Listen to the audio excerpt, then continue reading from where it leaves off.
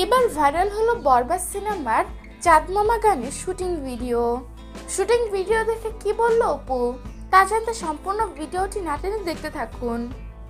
সম্প্রতি বরবাদ সিনেমার চাঁদ মামা গানের শুটিং ভিডিও তুমুল ভাইরাল হয়েছে। গানটি রিলিজও পেয়েছে। গানটি রিলিজ পাওয়ার সাথে সাথে তুমুল ভাইরাল হয়েছে সামাজিক যোগাযোগ মাধ্যমে। দর্শক বিন্দুরা গানটি অনেক বেশি পছন্দ করেছে, এখনকার জেনারেশনরা বিশেষ করে। গানটিতে পারফরমেন্স করেছে শাকিব খান এবং নুসরাত।